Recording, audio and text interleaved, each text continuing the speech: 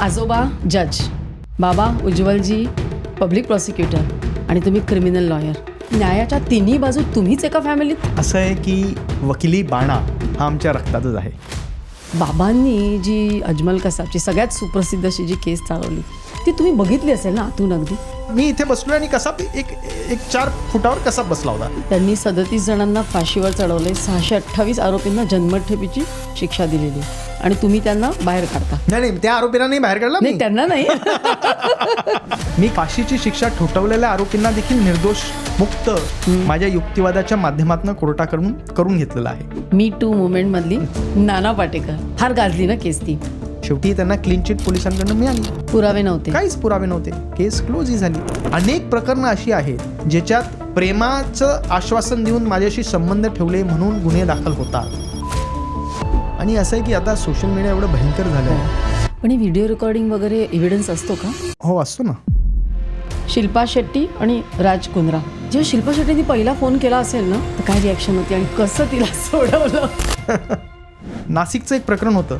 त्या आरोपीला फाशीची शिक्षा ठोठावली आणि 2 लोकांचा मृत्यू त्याच्या हातून घडलेला आहे असा आरोप होता. खोट्या पद्धतीने या माणसाला गोवण्यात आलेलं आहे. तरी सुद्धा 10 वर्ष बिना बेलचा तो मुलगा, तो माणूस तुरुंगात सडत होता. चार्जशीट त्याच्याविरुद्ध जी असते त्याच्यात तर लिहिलेलंच असतं की हिनेच केलंय, परंतु याचा अर्थ असं नाही की त्यांनी केलंय. अनिकेत निकम आले तर कोर्टाला प्रेशर येतं का? पहिल्यांदा मराठी पॉडकास्ट होता का? अशा स्वरूपाचा पॉडकास्ट पहिल्यांदा झालेला आहे. भारताची क्रिमिनल जस्टिस सिस्टीम, न्यायव्यवस्था गरिबांसाठी कशी आहे? 370 सारखं कलम it had divided our country in 2 parts. आज ते 370 करून आज खऱ्या अर्थाने आपला देश एक झालेला आहे. विद्युत जम्वालची केस अशी होती की त्याने एका नाईट क्लबमध्ये मारामारी केली काही लोकांना. तो काय ॲथलीट आहे. मी त्याला विचारलं होतं की तू एकटा किती लोकांना मारू शकतो? तो म्हटला की 10 लोकांना मी एकटा निहत्ता मारू शकतो.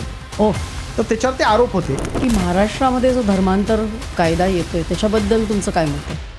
खूप आवश्यक आहे, काळाची गरज आहे ती. 100% भयानक आहे. बरं आहे त्यात लव जिहाद, वोट जिहाद, कन्व्हर्जन जिहाद. एक विशिष्ट धर्माचे लोक हिंदू मुलींना त्यांना प्रेमाच्या जाळ्यात अडकवायचं. मग असं कधी झालंय का की केसमध्ये वगैरे असं वेगळंच सत्य बाहेर येतं? होतं. आणि कायद्यात एक म्हणच आहे की 100 अपराधी सुटले तरी चालतील, परंतु एका निरपराधाला विनाकारण शिक्षा होता कामा नये. कसं कळतं की हा माणूस खरंच निरपराध असेल आणि आपण याची केस घ्यावी? कसं ठरवता तुम्ही हे?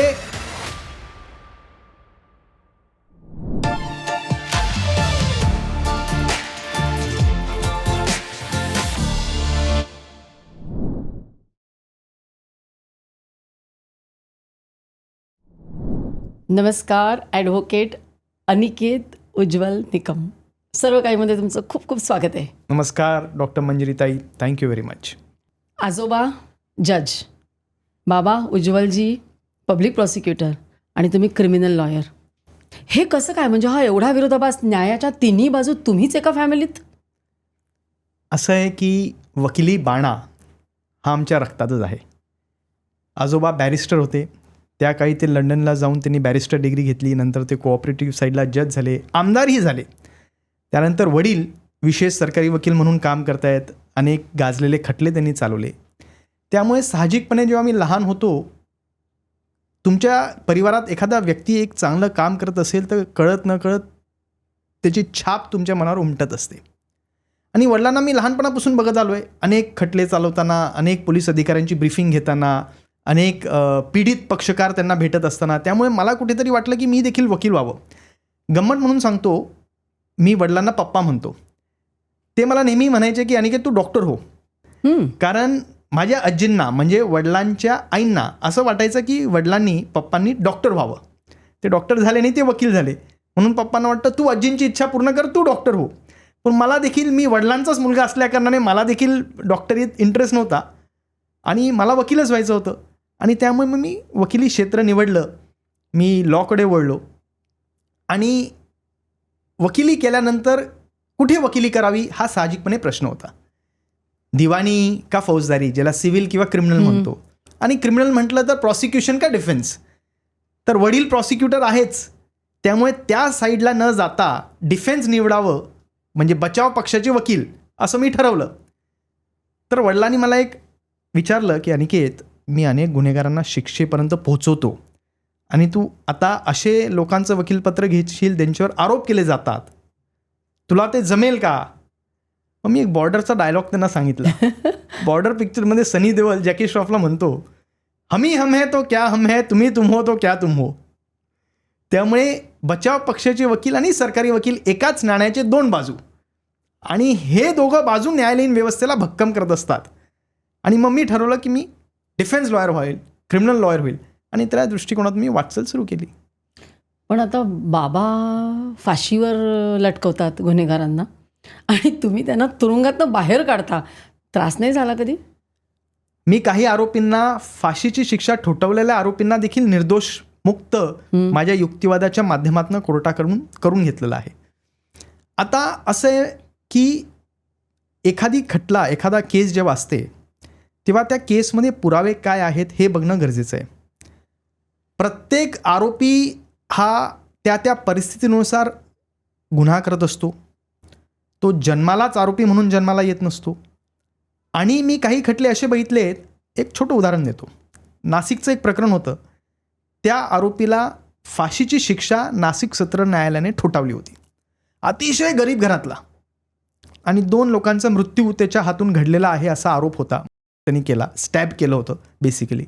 ते प्रकरण उच्च न्यायालयात आलं, आणि उच्च न्यायालयात आल्यानंतर अतिशय गरीब घराण्यातला त्याच्याकडे फी देण्याची कॅपॅसिटी नव्हती. आणि मी त्या दिवशी त्या कोर्टात बसलो होतो, तर माननीय न्यायाधीश साहेबांनी सांगितलं की Mister Nikam, will you take up this case as pro bono? तुम्ही लिगल एड म्हणून त्याला मदत कराल का? तुम्ही ती केस त्याची युक्तिवाद कराल का? मग मी साहेबांनी विचारलं, न्यायाधीश साहेबांनी विचारलं, मी निश्चितच sir, it is my honour. तुम्ही आता सांगताय. माहिती होतं उज्ज्वलजींचे? हो, त्यांना माहिती होतं. म्हणजे मला आता 18 वर्ष झाले, त्यांना निश्चित माहीत होतं. माझ्या नावाने त्यांनी सांगितलं ना, Mister Nikam, will you like to take this up? मी सांगितलं, sir, I will take it up. मी ती केस स्वीकारली, आणि you would not believe Manjiri ji की ती चार्जशीटचं मी जेव्हा अवलोकन केलं, अभ्यास केला, मला असं नजरेत आलं की संपूर्णपणे खोट्या पद्धतीने या माणसाला गोवण्यात आलेलं आहे. पुराव्यांची साखळी ही उभीच राहत नव्हती त्याच्या विरोधात. तरीसुद्धा 10 वर्ष बिना बेलचा तो माणूस तुरुंगात सडत होता. आता जेव्हा एखाद्या आरोपीला फाशीची शिक्षा ठोठावली जाते, आणि जेव्हा त्या आरोपीचं मॅटर उच्च न्यायालयात फायनल हिअरिंगसाठी, ज्याला डेथ कन्फर्मेशन म्हणतो, ते जेव्हा चालतं, तेव्हा त्या आरोपीला तुरुंगातून कोर्टात आणलं जात होतं. तर या आरोपीला नाशिकच्या तुरुंगातून दर दिवशी पोलीस गाडीत घालून मुंबईच्या हायकोर्टात घेऊन यायचे, आणि तो युक्तिवाद मी करत असताना तो बसायचा. युक्तिवाद करण्याअगोदर मी त्याच्याकडनं इन्स्ट्रक्शन्स घ्यायचो की बाबा असा असा पुरावा तुझ्या विरुद्ध आला आहे, अशी अशी साक्ष आहे, यावर तुझं काय जस्टिफिकेशन आहे, काय म्हणणं आहे, तो मला सांगायचा. मला ते पटायचं, आणि कोर्टापुढे 2 दिवस अखंड हा युक्तिवाद चालला. आणि मी कोर्टाला पटवून दिलं की ह्यांनी जो गुन्हा केला आहे असं जे पोलीस म्हणत आहेत, आणि सत्र न्यायालयाने जी त्याला फाशीची शिक्षा ठोठावली आहे, ही पुराव्यांची साखळी हे सिद्धच करत नाही की यांनी हा गुन्हा केला आहे. त्याला ब क कारणं होते. मी आता ते काही कारण मीमांसा इथे सांगत नाही, टेक्निकल रिझन्स होते, अनेक गोष्टी होते. न्यायालयाने माझा युक्तिवाद स्वीकारला, आणि त्या आरोपीला, ज्याला देहदंडाची शिक्षा होती, जो 10 वर्ष तुरुंगात होता, त्याला निर्दोष बरी केलं. त्याची आई येऊन मला भेटली, ढसाढसा रडली, तो स्वतः खूप रडला. आणि जो तुम्ही मला प्रश्न विचारला की हा विरोधाभास नव्हे का, किंवा काही कॉन्ट्रडिक्शन आहे का, तर नाही. कारण मी अनेक केसेस चालवलेले असे आहेत जिथे खरोखर त्या आरोपींच्या विरुद्ध खोटे आरोप केलेले आहेत, आणि खोटे आरोप केल्यामुळे ते तुरुंगात आहेत, आणि त्यांना सोडवल्यानंतर मला असं वाटतं की आय डिड माय जॉब वेल, एक सॅटिस्फॅक्शन असतं. आणि कायद्यात एक म्हणच आहे की 100 अपराधी सुटले तरी चालतील, परंतु एका निरपराधाला विनाकारण शिक्षा होता कामा नये. खरं सांगू का तुम्हाला ना, पॉडकास्टमध्ये बोलण्यापूर्वी मी एक यादी बघितली. म्हटलं बापरे, यांच्याकडे एवढ्या मोठ्या मोठ्या केसेस आहेत, आणि नेहमी यांचीच बाजू ते का घेतात? म्हणजे आता मी ना ह्याच्या पुढचे जे प्रश्न विचारणार आहे ना, ते अगदी आमच्यासारख्या सामान्यांना, म्हणजे आम्ही म्हणतो ना, कोर्टाची पायरी कधी चढू नये अशा एका दृष्टिकोनातनं मी विचारणार आहे. तर तुम्ही ज्या एक केसेस, पहिलं म्हणजे बाबांनी जी अजमल कसाबची सगळ्यात सुप्रसिद्ध अशी जी केस चालवली, ती तुम्ही बघितली असेल ना आतून अगदी. तर काय अनुभव होता म्हणजे बाबांच्या हाताखाली काम करण्याचा? काय वाटलं? मी नुकताच अमेरिकेतनं मास्टर्स करून आलो होतो, आणि माझा मास्टरचा सब्जेक्ट होता कम्पॅरेटिव्ह कॉन्स्टिट्युशनल लॉ, विविध संविधानांचा तौलनिक अभ्यास असा.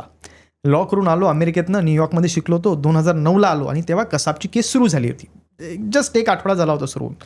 आणि मी वडिलांना म्हटलो की मला याच्यात तुम्हाला असिस्ट करायला आवडेल.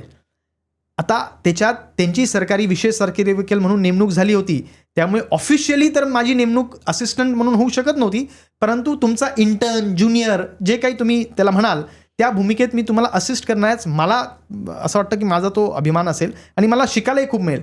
त्यामुळे आय यूज टू शॅडो हिम. म्हणजे मी त्यांचे सगळे केस फाईल्स वाचायचो, कोर्टात ते कोर्टात बसायचे कसाबच्या वेळेस, त्याचे 2 खुर्च्या सोडून मागे मी बसायचो आणि मी कसाबला बघायचो. म्हणजे कसाब मी इथे बसलो आणि कसाब एक 4 फुटावर कसाब बसला होता आणि मी त्याला ऑब्झर्व करायचो. तर आणि मी रात्री वडिलांची चर्चाही करायचो की कसा प्रत्येक वेळेस असं तोंड खाली कडून पडलेला असतो, तोंड पाडून बसलेला असतो, कधीही चेहऱ्यावर काहीच दाखवत नाही, लवलेश रागाचा नाही, भय नाही, काहीच नाही. तर मला ते नेहमी सांगायचे की ट्रेंड असतात ॲसेसिन्स. त्यांना सांगितलं जातं की तुम्ही रिॲक्ट कसं करावं, तुम्ही कसं बसावं, कसं तुमच्या चेहऱ्यावरती हावभाव ठेवावे आणि त्याच पद्धतीने अतिशय मुरलेला आपण म्हणतो असा तो होता. आणि जेव्हा त्यांनी CSTवरती आणि इतर ठिकाणी जे स्टेनगन, जे MP5 फटाफटा गोळ्या मारल्या लोकांना, तेव्हा त्याचा चेहरा जर बघितला तर त्याच्या चेहऱ्यावर एक अशी मिस्चिवस स्माईल दिसते तुम्हाला. लोकांना मरत असताना बघताना आनंद घेण्याचा, असुरी आनंद घेण्याचा त्याचा चेहरा फोटोग्राफ्समध्ये अजूनही दिसतो. तो एक कसाब. आणि न्यायालयीन कोठडीत बसलेला त्या साक्षीदारांच्या आपल्या आरोपीच्या पिंजऱ्यात बसलेला तो एक कसाब. दोघांच्या चेहऱ्याचे हावभाव पूर्ण वेगळे. इथे तो निर्दयी असा चेहरा त्याचा होता, अतिशय क्रूर असलेला, आणि इथे अतिशय मुद्दामून असा मी गरीब आहे, विक्टीम आहे, सर्कमस्टन्सेसचा विक्टीम आहे, असा चेहरा मुद्दामून तो भासवत होता. आता अनिकेत, तुम्ही म्हटलं की मी शॅडो करायचो. बाबा एवढे मोठे, बाबांनी बॉम्ब ब्लास्ट केस, गुलशन कुमार, प्रमोद महाजन अशा केसेस केल्या. आणि असं होतं ना बऱ्याचदा की असं मोठ्या माणसाच्या, तो शब्द तुमचाच आहे शॅडो, सावलीमध्ये मुलं त्यांची कशी तयार होतात, कधी कधी ती त्यांच्यावर प्रेशर पण असतं नाही का. तर असं कधी जाणवलं का की बाबांच्या मोठेपणाखाली की उलटं मला दिसतंय ते वेगळंच आहे, की तुम्ही opposite side of the law असून सुद्धा खूप जास्त काय म्हणायचं की प्रभावीपणे काम करताय. मराठीत एक म्हण आहे, मोठ्या झाडाखाली छोट्या झाडाची सावली पडत असल्यामुळे तो वाढत नाही. आणि जेव्हा मला असं लोक म्हणतात तेव्हा मी त्यांना 2 नारळाच्या झाडाचं उदाहरण देतो. 2 नारळाचे झाडं बघा तुम्ही, एकमेकांना तेवढ्याच उंचीचे आणि तेवढ्याच ताकदीचे उभे असतात. मी वडिलांकडून कधीही प्रेशर त्यांच्या कामाचं किंवा त्यांच्या वलयाचं घेतलं नाही. मी नेहमी त्यातून इन्स्पिरेशन घेतलं की मला आयुष्यात वडिलांसारखं काहीतरी केलं पाहिजे. आपण जर इन्स्पायर झालो तर आपण कुठलंही दडपण घेत नसतो, परंतु जर आपण त्यांच्या वलयाच्या ओझ्याखाली स्वतःला दबून टाकलं तर मग तुम्ही कधीच स्वतः फुलत नसतात. त्यामुळे मी नेहमी माझ्या तरुण मित्रांनाही सांगत असतो की कधीही प्रेशर घ्यायचं नाही. म्हणजे एक छोटं उदाहरण सांगतो. मी शाळेत एक नाटक होतं, म्हणजे मी जळगावला शिकायचो. आमच्या शाळेचं नाव सेंट जोसेफ कॉन्व्हेंट स्कूल. 7वीत होतो मी. आणि त्या नाटकात मला एक रोल दिलेला आणि काही लाईन्स दिलेल्या, आणि मी ऐनवेळी प्रेशरमुळे ते विसरून गेलो बोलायच्या लाईन्स. मग ती जी टीचर होती, जी आम्हाला सर्व हे करत होती, डायरेक्टर त्या नाटकाच्या, त्यांना लक्षात आलं अरे हा प्रेशरमध्ये परफॉर्म करत नाही, इसको हम पेड बना देते. आणि त्या नाटकात मला त्यांनी झाड बनवून टाकलं. तू झाडाची भूमिका कर, बोलू नको, काहीच बोलू नको, तू छान उभा राहतो स्तब्धपणे, तू झाडाची भूमिका कर. आणि मी पूर्ण नाटक, खरं सांगतो बरं मंजिरीजी, पूर्ण नाटक मी झाडासारखा उभा होतो. मग मला नंतर लक्षात आलं की अगर जिंदगी में प्रेशर लिया तो पेड़ बन जाओगे. त्यानंतर मी ठरवलं कधीही दबावाखाली काम करायचं नाही, कधीही प्रेशर घ्यायचं नाही. वडिलांच्या वलयातून मी नेहमीच प्रेरणा आणि स्फूर्ती घेतलेली आहे. मी नेहमीच त्यांना सांगतो की तुम्ही जेव्हा काम करतात, तुम्ही जसं बोलतात, वागतात, केसेस टॅकल करतात, भलेही मी त्या लेवलवर आत्ता करत नसेल, परंतु मी निश्चित एके दिवशी तुम्हाला देखील सरपास करेल असं मी त्यांना सांगतो. मला तेच विचारायचं होतं की घरामध्येच बाबा आहेत म्हटल्यावर प्रॉसिक्युटर कसा विचार करतो हे कळल्यामुळे थोडासा इथे ॲडव्हान्टेज मिळतो का, आणि कधी एकमेकांसमोर आलात का? नाही, आता आम्ही एकमेकांच्या विरोधात कधीही कुठलेही खटले घेत नाही आणि घेणार पण नाही, घेणारही नाही. आम्हाला कायद्यात काही बंधन नाही, परंतु फॅमिली एथिक्स म्हणून आम्ही घेत नाही. आणि लोकांना वाव मिळतो उगीच काही बोलण्यासाठी, त्यामुळे आम्ही ते टाळतो, कटाक्षाने टाळतो. म्हणजे जिथे ते सरकारी वकील असतील त्या प्रकरणात मी उच्च न्यायालयात देखील आरोपींसाठी वकीलपत्र कधीच स्वीकारत नाही. कटाक्षाने मी हे पाळतो. दुसरी गोष्ट की आम्ही घरी फार काही लॉबद्दल अशी चर्चा करत नाही. म्हणजे तुम्हाला खोटं वाटेल, माझं लॉचं शिक्षण झाल्यानंतर मी साहजिकपणे वडिलांना जाऊन विचारलं की आता मी काय करावं. वडिलांनी मला उत्तर दिलं, येंडे साहेब नावाचे एक सिनियर वकील आहेत जे हायकोर्टात प्रॅक्टिस आहेत, त्यांना जाऊन तू भेट, ते काय म्हणतात बघ, ते तुला कोणाकडे ज्युनियर म्हणून पाठवतात बघ आणि तिथे जा तू.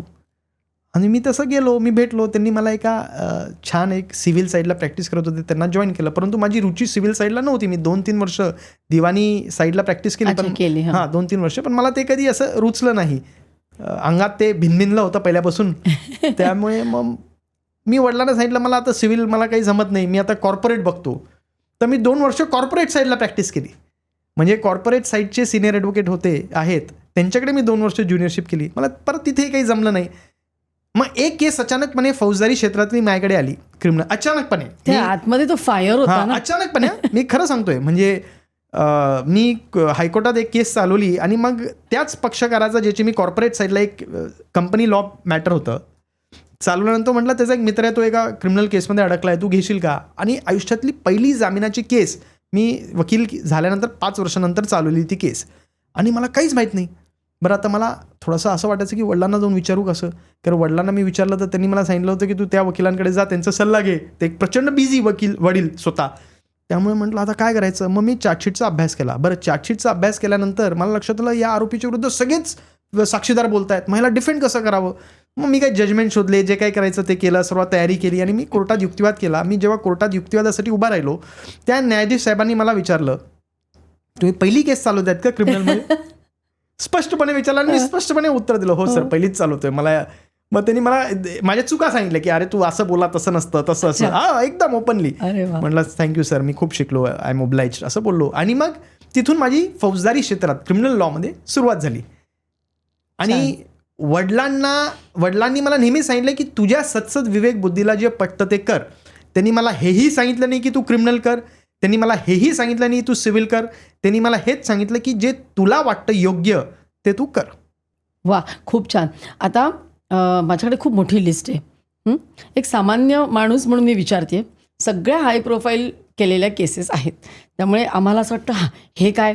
आणि कधी असं वाटतं की खरंच हे दोषी आहेत की नाही. कारण हल्ली कसं आहे, काही दिसलं की आपल्याला वाटतं हा माणूस दोषी. आणि विशेषतः तो जर सेलिब्रिटी असेल तर पहिली यादी बघितली तर त्याच्यामध्ये शिल्पा शेट्टी आणि राज कुंद्रा यांचं आहे. तर जेव्हा शिल्पा शेट्टींनी पहिला फोन केला असेल ना ॲडव्होकेट अनिकेत निकम यांना, तर काय रिॲक्शन होती आणि काय बोलली आणि कसं तिला सोडवलं. त्यांच्यावरती आरोप असे होते की त्यांनी काही कोट्यवधी रुपये घेतले आणि फसवलं एका कंपनीला. मी काही केसचे फार डिटेल्स देणार नाही. त्यांचा अटकपूर्व जामीन होता. त्यांचा हट्ट असा होता की त्यांना अटकपूर्व मिळालाच पाहिजे आणि तेही सत्र न्यायालयातून मिळाला पाहिजे, कारण अमुक. आता ठाणे न्यायालयात हे प्रकरण चाललं, 2016-17ची गोष्ट असेल ही. आणि मी ठाणे न्यायालयात गेलो. तिथे कोर्टाने सांगितलं त्या दोघांना हजर ठेवायचं कोर्टात, राज कुंद्रा आणि शिल्पा शेट्टींना. आरोप गंभीर होते. मग ते ठाणे कोर्टात आले. ते आल्यामुळे अनेक लोकांची तिथे गर्दी जमली, भरपूर वेळ युक्तिवाद चालला, सर्व झालं आणि कोर्टाने जामीन मंजूर केला, अटकपूर्व जामीन दिला. शिल्पा शेट्टीचं नंतर म्हणणं असं होतं की, मला ती गमतीत म्हटली की आणि हे 6-7 वर्षापूर्वीचं म्हणतोय की अनिकेतजी, मी तुमच्याबद्दल खूप ऐकून होते, परंतु जेव्हा तुम्हाला भेटले मला असं वाटलं की अरे तुम्ही तर खूप तरुण आहात, मला न्याय देऊ शकाल का नाही आणि बाजू मांडू शकाल का नाही. परंतु तुमचा युक्तिवाद ऐकल्यानंतर मला असं वाटलं की एखादा 30-40 वर्षाचा वकिली केलेला वकील युक्तिवाद करतोय. तर मला असं वाटलं की तुमच्या वकिलीच्या युक्तिवादातून तुम्ही तुमची प्रगल्भता ही दाखवू शकतात आणि पक्षकाराला तुमचा युक्तिवाद हेच तुमचं उत्तर असतं. म्हणजे you have to argue to the best of your abilities. तुम्ही एखादा केस मांडत असताना अतिशय तुमच्या संपूर्ण ताकद लावून तुम्ही जर ती मांडणी केली तर असं मला वाटतं की निकाल काही लागो, तुमच्या बाजूने लागेल, विरोधात लागेल, पण ॲटलिस्ट तुम्हाला असं वाटतं की तुम्ही तिथे तुमच्या अशीलला, तुमच्या पक्षकाराला न्याय मिळवून देण्यासाठी 100% प्रयत्न केले. पण कसं कळतं की जेव्हा तुमच्याकडे एखादा असा फोन कॉल येतो, म्हणजे पुढे मी यादी माझी खूप मोठी आहे, की कसं कळतं की हा माणूस खरंच निरपराध असेल आणि आपण याची केस घ्यावी. कसं ठरवता तुम्ही? हे एखादा व्यक्ती निरपराधी आहे का नाही हे मी ठरवत नाही, हे न्यायाधीश साहेब ठरवतात. द जज डिसाइड्स. शेवटी कलम त्यांच्या हातात आहे, निकाल देण्याचे अधिकार त्यांच्याकडे आहे. वकील म्हणून मी माध्यम आहे. मी माध्यम याच्याकरता की मी न्यायाधीशांसमोर माझ्या पक्षकाराची परिस्थिती, त्याच्याविरुद्ध केलेले आरोप व सराउंडिंग सर्कमस्टन्सेस हे मी न्यायाधीशांना काय आहे हे समजून सांगेन. शेवटी निकाल न्यायाधीशांना द्यायचा आहे. त्यामुळे मी नेहमी सांगतो की मी हे ठरवत नाही की तो गुन्हेगार आहे का नाही. आणि आपल्या कायद्यात एक गृहीत तत्व आहे की प्रत्येक आरोपी हा आरोप सिद्ध होईपर्यंत तो निर्दोष आहे असं समजलं जातं. हे आपल्या संविधानातच आहे. Every man is presume to be innocent until proven guilty. त्यामुळे मी ठरवत नाही, मी त्या कॉन्शियन्स कॉन्फ्लिक्टमध्येही जात नाही. कारण जर मी तसं करायला लागलो तर मग मी माझ्या वकिली ज्ञानाशी कुठेतरी प्रताडणा करेल. मग शेवटी मीच जज होऊन जाईल, मीच ठरवायला लागेल. यू कांट जज. आय कॅनॉट जज माय क्लायंट. जसं एखाद्या डॉक्टरकडे एखादा व्यक्ती गेला, आता तो गुन्हेगार आहे नाही आहे, त्याची पार्श्वभूमी काय आहे, तो चांगला आहे वाईट आहे, संतापी आहे नाही आहे, तो ठरवत नाही ना डॉक्टर. त्याच्या आजारावरती तो निदान करतो. त्याचप्रमाणे आलेल्या वकिलाकडे त्याचा अशीलने हे कृत्य केलं आहे की नाही केलं आहे, चार्जशीट त्याच्याविरुद्ध जी असते त्याच्यात तर लिहिलेलंच असतं की हेनेच केलंय, परंतु याचा अर्थ असं नाही की त्यांनी केलंय. आणि ठाम समजूत असते. हो, त्यामुळे तुमचा कॉन्शियन्स क्लिअर असतो. हो, की हे अनेक वेळा असं आहे. छोटी उदाहरणं देतो की अनेक वेळा असं सापडलं आहे की फॉर एक्झाम्पल एका आरोपीला पकडलं आहे पोलिसांनी आणि त्याच्याकडनं काही हत्यारं बरामद झालेत. कोयता सापडला, त्याला रक्त लागलेलं आहे, रिकव्हरी आहे. आणि CA ॲनालिसिस जेव्हा रिपोर्ट फॉरेन्सिकचा येत होते, रक्त जे असतं ते याचं आहे, माणसाचं नाही जनावराचं आहे. त्यामुळे अनेक वेळा खोटे आरोप केले जातात. अनेक वेळा उगीचच काही लोकांना फसवत असतात. अनेक वेळा असं घडलेलं आहे. त्यामुळे मी न्यायाधीशाच्या भूमिकेत जात नाही. मी ठरवत नाही माझ्याकडे आलेला माझा अशील हा गुन्हेगार आहे का नाही, हे न्यायाधीश साहेब ठरवतील. मी to the best of my abilities त्याच्यासाठी युक्तिवाद करतो. युक्तिवाद मांडल्यानंतर न्यायाधीश ठरवतात. पुढची केस मी टू मुवमेंटमधली नाना पाटेकर. फार गाजली ना केस ती. कुठेतरी सगळ्यांनाच माहिती होतं की ही उगीचच केस केलेली आहे. काय केलं तेव्हा नक्की? मी जेव्हा नानांना भेटायचो, अतिशय हळवे आणि संवेदनशील आहेत. आणि मंजिरीजी माझ्यासमोर ते प्रत्येकच म्हणायचे, अनिकेत हे असहाय्य आहे मला, विच इज नॅचरल. ज्याला सेल्फ रिस्पेक्ट आहे तो हे कधीच व्यक्ती हे पचूच शकत नाही की असा आरोप कोणी करतंय. आणि आरोप पण काय होते, सगळ्यांच्या देखत असं घडलं असे आरोप होते जे कधीही कोणाला पटणारी नाही. शेवटी त्यांना क्लीन चिट पोलिसांकडनं मिळाली. पुरावे नव्हते, काहीच पुरावे नव्हते. केस क्लोजही झाली. त्यानंतर आता त्यांनी प्रोटेस्ट पिटिशन फाईल केली फिर्यादी पक्षाने आणि ते सुरू आहे. परंतु शेवटी असं आहे की एखाद्या माणसाचं याच्यातून करिअर किती शॅटर होऊ शकतं. आणि फक्त नानाच का, तर अनेक प्रकरणं अशी आहेत ज्याच्यात प्रेमाचं आश्वासन देऊन माझ्याशी संबंध ठेवले म्हणून गुन्हे दाखल होतात आणि नंतर कळतं की बाबा ह्यांचं कन्सेन्शियल होतं. आणि हे गंभीर स्वरूपाचे आरोप आहेत. हे गंभीर स्वरूपाचे आरोप आहेत. एखादा मनुष्य यासाठी तुरुंगात जाईल, तुरुंगात खितपत पडेल.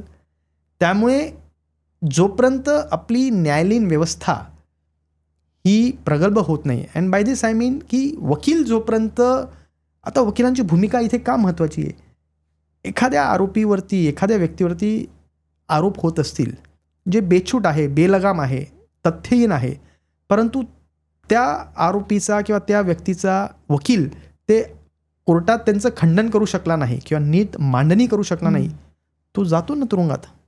त्यामुळे आणि तुरुंग is not a joke. 1 day is a day too many. त्यामुळे असे खोटे आरोप झाल्यानंतर जेव्हा आरोपी तुरुंगात जातात आणि बाहेर येतात, त्यांचं आयुष्याबद्दलचं पर्स्पेक्टिव्ह बदललेलं असतो. आणि मी खूप लोकांना भेटले आणि कधी मी थेरपिस्टच्या भूमिकेत जाऊन त्या लोकांना सांगतो की ठीक आहे, जे घडलं ते विसरून जा, सुडाची भावना ठेवायची नाही. व्हॉट एव्हर रिझन्स तुम्हाला झालं, तुम्हाला शिक्षा झाली किंवा तुमची बेल तेव्हा नाकारली, पण शेवटी तुम्हाला न्याय मिळाला आणि न्याय मिळतोच, परंतु पेशन्स आवश्यक असतं. सांगण्याचा हेतू असा की आपली ही व्यवस्था, शेवटी बघा लोकांचा विश्वास न्यायालयीन व्यवस्थेवरतीच आहे. आज जर तुम्ही एक सर्वे केला तर लोक म्हणतील हो, आम्हाला आजच्या तारखेला जर कुठल्या व्यवस्थेवरती विश्वास असेल तर ती न्यायालयीन व्यवस्था आहे. आणि त्यामुळे न्यायालयीन व्यवस्थेवरचा विश्वास टिकवण्यासाठी वकिलांची भूमिका देखील खूप महत्त्वाची आहे. आणि वकिलांची भूमिका याकरता महत्त्वाची आहे कारण वकीलच असतात जे न्यायालयापुढे पुरावे सादर करत असतात. पोलीस ते पुरावे गोळा करते, त्याचं सादरीकरण हे वकिलांच्या माध्यमातून होत असतं.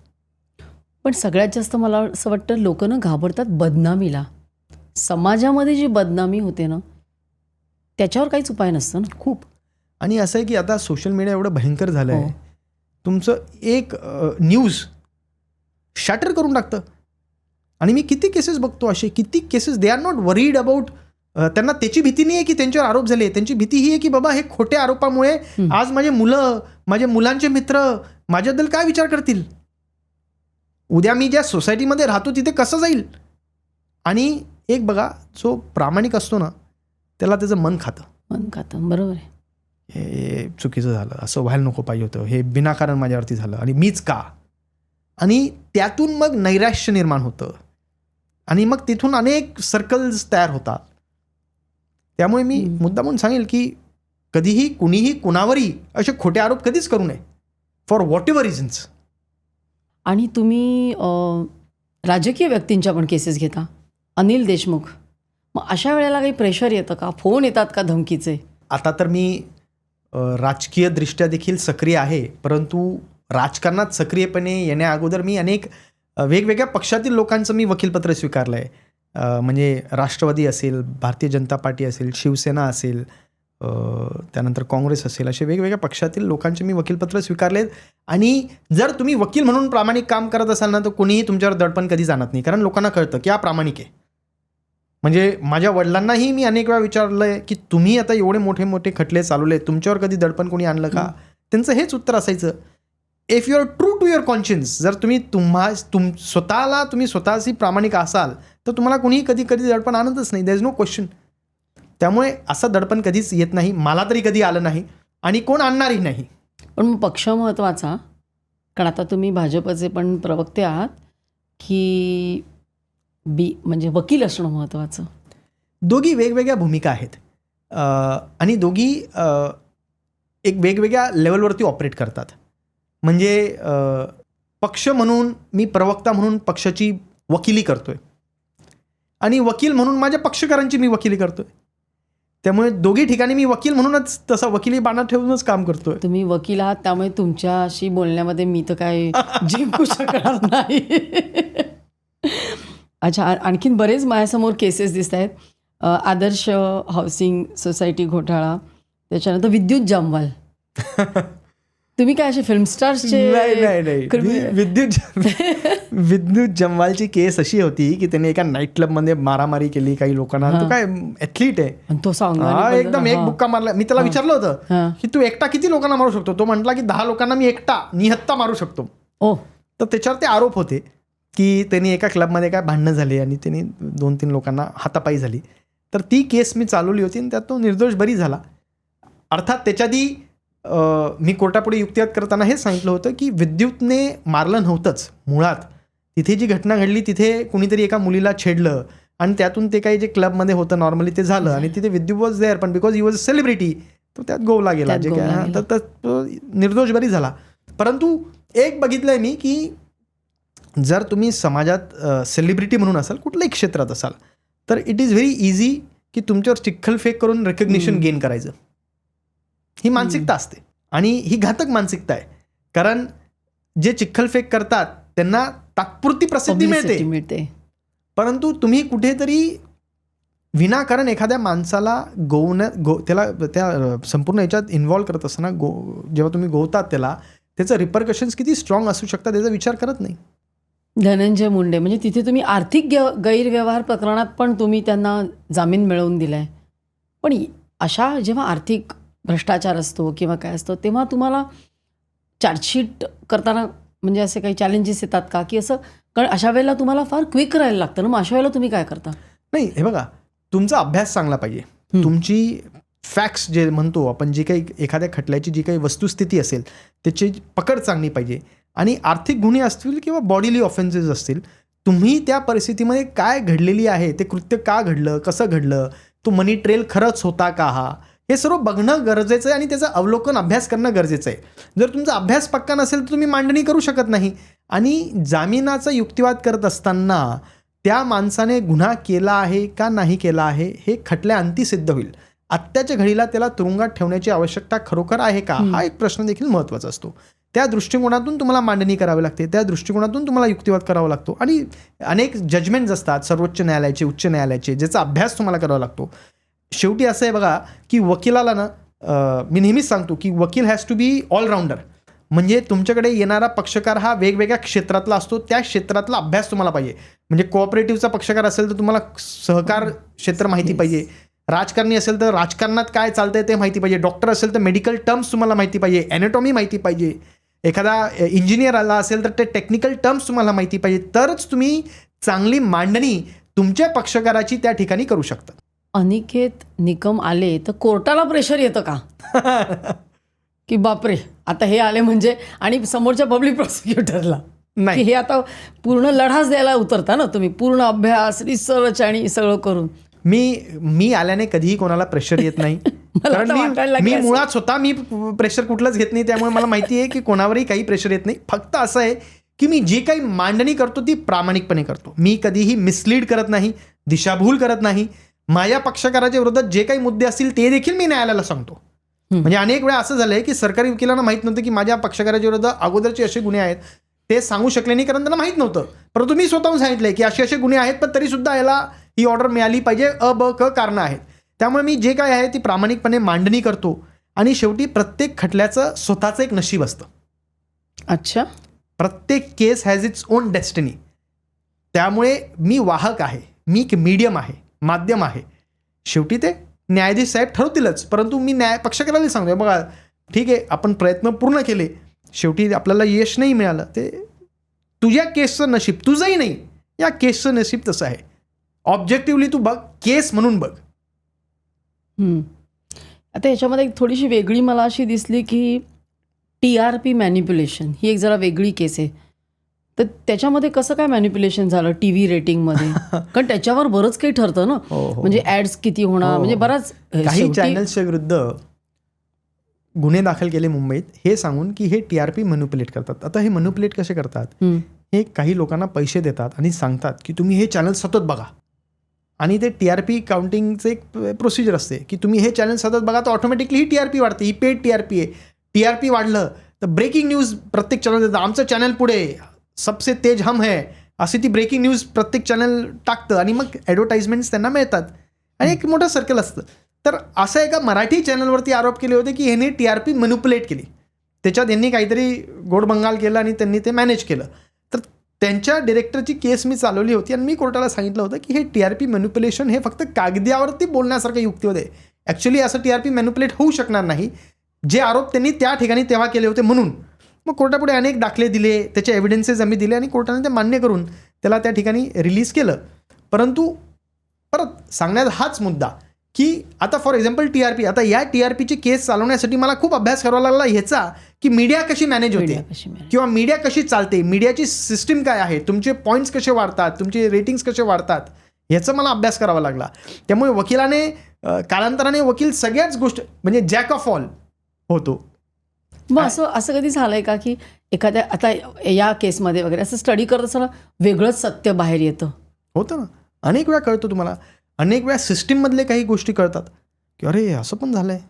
आता ठीक आहे प्रत्येक गोष्ट तुम्हाला बोलता येत नाही, परंतु गोष्टी घडत असतात. म्हणजे असं नाही की आणि मी असंही म्हणणार नाही की मी जे पक्षकारांची बाजू मांडतो ते सगळेच निर्दोष असतात. काही पक्षकार आहेत ज्यांची मी बाजू प्रयत्न पूर्ण केले पण त्यांना शिक्षा झाली आणि ती शिक्षा सर्वोच्च न्यायालयापर्यंत टिकली. काय वाटतं अशा वेळेला? वकील म्हणून मी माझं काम केलेलं आहे, मी माझी भूमिका वकील म्हणून तिथे पार पाडलेली आहे. 100% दिलं. शेवटी प्रयत्न हे माझ्या हातात असतात, प्रयत्न मी पूर्ण केले, प्रयत्नांची पराकाष्ठा केली. तर ह्याच्यामध्ये अजून एकदा एक दिसतंय की तुम्ही महिला आणि बालविकास मंत्र्यांचं प्रतिनिधित्व केलं होतं यशोमती ठाकूर प्रकरणात. मग तेव्हा तुम्ही सरकारच्या बाजूनी केलं? नाही, त्यांच्यावरती आरोप केले होते आणि त्यांना शिक्षा ठोठावली होती एका प्रकरणात की त्यांनी एका अधिकाऱ्याला मारलं, असे आरोप होते. आणि त्यासाठी मी त्यांचं वकीलपत्र स्वीकारलं होतं उच्च न्यायालयात नागपूर खंडपीठात त्यांना जामीन मिळवण्यासाठी, आणि त्या भूमिकेतून मी त्यांची बाजू मांडली होती. मी सरकारी वकील म्हणून नाही तर त्यांच्याविरुद्ध आरोप केले म्हणून ते आता आरोपी झालेले आहेत आणि त्या भूमिकेतून मी त्यांची बाजू मांडली होती. अशा अनेक मला आता दिसत आहेत, महाराष्ट्र सदन घोटाळा, संजय काकडे, हिंदुस्थानी भाऊ प्रकरण, घरकुल सोसायटी, बरेच आहे त्याच्यामध्ये. हां, ब्लॅकमेलिंग. जेव्हा ब्लॅकमेलिंगच्या आरोपाखाली एखाद्याला शिक्षा होते तेव्हा कोणत्या प्रकारे अभ्यास करायला लागतो किंवा अटकपूर्व जामीन मिळवण्यासाठी किती वेळ असतो? म्हणजे मला थोडंसं ते समजून घ्यायचं की असं येतं ना पेपरामध्ये, ह्यांना अटकपूर्व जामीन मिळाला. तुम्हाला कसं कळतं अटक होणार आहे? एखाद्या व्यक्तीवरती जर गुन्हा दाखल झाला असेल आणि तो नॉन बेलेबल असेल, पण गुन्हा व्हायच्या आधीच तुम्ही घेता ना? नाही, काही ठिकाणी गुन्हा झाल्यानंतर, काही वेळा गुन्हा दाखल होण्या अगोदरी. उदाहरण देतो. उद्या मिस्टर एक्स वरती एका व्यक्तीने आरोप केले की यांनी लैंगिक शोषण केलं, एका स्त्रीने आरोप केले. गुन्हा दाखल झालेला नाही आहे, परंतु आरोप झालेत, पेपरमध्ये आलं आहे की अमुक अमुकने आरोप केले. आता आरोप केले म्हटल्यावरती त्याला मुभा आहे कोर्टात जाऊन अटकपूर्व जामीन मागायचा. गुन्हा जरी FIR जरी रजिस्टर झालं नसेल, आरोप झाले असतील तर तो मागू शकतो. किंवा जर त्याला असं वाटलं की अमुक अमुक प्रकरणात जरी त्याच्यावर आरोप झाले नाही परंतु त्याला अटक होऊ शकते असं जर त्याला भासवत असेल, वाटत असेल, तर तो न्यायालयात जाऊ शकतो. पण अशा वेळी न्यायालय त्याला विचारतं की तू कुठल्या आधारावरती हे म्हणतोयस की तुला अटक होईल, ते पहिले तुला दाखवावं लागेल. आणि जर त्याला तो आधार असला, फॉर एक्झाम्पल पोलिसांनी त्याला चौकशीसाठी बोलवलं की आमच्याकडे एक निनावी तक्रार तुझ्या नावाने आलेली आहे, तू अमुक अमुक गुन्हा केलेला आहे जो नॉन बेलेबल आहे, अजामीनपात्र आहे, तू चौकशीसाठी ये, तर मग तो जाऊ शकतो आणि अटकपूर्व जामीन मागू शकतो. मग शेवटी कोर्ट ठरवेल की याला द्यावं की नाही द्यावं, परंतु ती मुभा तुमच्याकडे आहे. आता सर्वोच्च न्यायालय असं म्हणतं, थोडासा टेक्निकल विषय आहे, की जिथे 7 वर्षापर्यंतची शिक्षेची तरतूद असेल आणि असे गुन्हे केल्याचं तुमच्यावरती आरोप असेल तर थेट अटकेची कारवाई करू नये. पोलिसांनी पहिले त्याला नोटीस द्यावी, चौकशीसाठी बोलवावं. चौकशीत जर तो सहकार्य करत नसेल किंवा तो मुद्दामून बगल प्रश्न देत असेल, दिशाभूल करत असेल, तर मग पोलिसांना त्याला अटक करण्याची कारवाई करता येते. परंतु सर्वोच्च न्यायालयाने असं देखील अधोरेखित केलं आहे की जर शिक्षा 7 वर्षापर्यंतची असेल त्या गुन्ह्यात तर थेट अटकेची कारवाई करू नका. अजून एक असा प्रश्न की आता आम्ही सिरियल्समध्ये वगैरे बघतो ना, एकदम असं एक्साइटिंग वाटतं, तर बरेचसे वकील असे प्रायव्हेट इन्व्हेस्टिगेटर वगैरे तसे तुम्ही करता का की त्या एखाद्या केसची छाननी करण्यासाठी एखादा डिटेक्टिव्ह वगैरे लावून काय ते समजून घ्यायचं वगैरे? नाही, मी प्रायव्हेट इन्व्हेस्टिगेटर कधीही कुठेही घेतलेला नाही आहे. पण घेतात का असे? कुणी घेत असेल, आता ज्यांचा त्यांचा प्रश्न आहे. परंतु तुम्हाला एक सांगतो मी, असं एक प्रकरण झालं होतं की काही लोकांनी प्रायव्हेट इन्व्हेस्टिगेटर लावून कॉल डिटेल रेकॉर्ड CDR ज्याला म्हणतो ते काढलं अवैधरित्या आणि त्यांच्याविरुद्ध गुन्हे दाखल झाले. मग की तुम्ही कसं काय CDR, कारण CDR असं कोणाला मिळत नाही ना, प्रायव्हेट पर्सनला, खाजगी माणसाला CDR एखाद्याचं मिळू शकत नाही. परंतु इन्व्हेस्टिगेटर जे असतात, डिटेक्टिव्ह जे असतात ते काढून देतात, त्यांचं काय असतं. मग त्याच्यावर त्या प्रकरणात मोठं रॅकेट समोर आलं आणि पोलिसांनी गुन्हा दाखल केला त्यांच्याविरुद्ध. त्यामुळे असं आहे की एखादा वकील काय करतो याहीपेक्षा तुमच्यापुढे जेव्हा एखादं प्रकरण येत असतं त्याचा तुम्ही अभ्यास करून मांडणी कशी करतात न्यायालयापुढे, जजमेंट्सचा दाखला देत, केसेसचा पूर्ण अभ्यास करत, ते महत्त्वाचं आहे. तर भरपूर केसेस आहेत. हां, आणि एक ही मला विचारायची होती, अँटिलिया बॉम्ब प्रकरण, तेव्हा तुम्ही अंबानींच्या विरुद्ध नाही की बाजूनी काय केलं नक्की? याच्यात अंबानी या प्रकरणात त्यांच्या घरासमोरच नाही, घरासमोर जरी असला तरी त्याच्यात साक्षीदारी नाही या प्रकरणात. आणि NIAने आत्ताच खुलासाही दिला आहे की त्यांचं स्टेटमेंट रेकॉर्ड करण्याची आवश्यकता नाही. अँटिलिया प्रकरणात सचिन वाझे नावाचा पोलीस अधिकारी हा मुख्य आरोपी आहे. आणि मी ज्या व्यक्तीचं मी तिथे केस चालवली त्याच्याविरुद्ध नरेश गोर, ज्याला पहिली जामीन, मी पण रिसर्च केला. तुम्ही चांगले रिसर्चर आहात.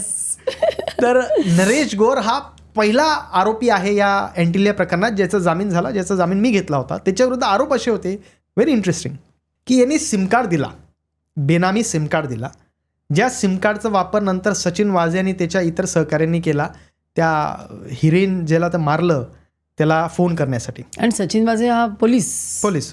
आता मी कोर्टात युक्तिवाद असा केला की चार्जशीटमध्ये आरोप याच्याविरुद्ध असे की यांनी बेनामी सिम कार्ड दिला. आता हिला त्याच्या मालकाने सांगितलं, या गौरच्या मालकाने सांगितलं, अरे अमुक अमुक अधिकारी आले आहेत, त्यांना काहीतरी गोपनीय कामासाठी सिम कार्ड पाहिजे, तू सिम कार्ड मिळवून दे. मग मालकाने सांगितलं म्हणून त्यांनी देऊन दिला सिम कार्ड. त्याला काय माहिती या सिम कार्डचा वापर पुढे काय होणार आहे. पण तो त्याच्यात गोवला गेला या संपूर्ण प्रकरणात. आणि कोर्टानेही त्यात म्हटलंय की याच्यात तसूभरही पुरावा नाही हे दाखवण्याकरता की याला माहीत होतं की हा सिम कार्ड कशासाठी वापर होणार आहे. त्याच्या मालकाने त्याला सांगितलं की पोलीस अधिकाऱ्यांना गोपनीय कामासाठी पाहिजे तू दे, आता पोलिसांची गोपनीय कामं असतातच, त्यामुळे त्याला वाटलं काही त्यांच्या कॉन्फिडेन्शियल कामासाठी लागत असेल, आणि तो मनुष्य आयुष्यातनं उठून गेला. एवढे मोठे आरोप त्याच्यावरती झाले. तो गुजरातचा आहे मूळचा नरेश गौर. सृष्टी तुली प्रकरण. आणि हा एक आहे, एका सर्जनचा वर आरोप झाला ना, ते बराच गाजलेला कॉस्मेटिक सर्जनचा. ते खरं होतं? नाही, त्याच्यात असं मी होतं, खरं होतं असं विचारणार नाही, कारण तुम्ही त्याची बाजू घेतली होती. नाही, त्याच्यातही आरोप असे होते की आउटरेजिंग मॉडेस्टीचे होते, विनयभंगाचे आरोप होते, जे आम्ही कोर्टाला सांगितलं की हे विनयभंगाचे आरोप टिकत नाही, आणि इतरही आरोप होते, ते कोर्टाने मान्य करून तिथे त्याला दिलासा दिला.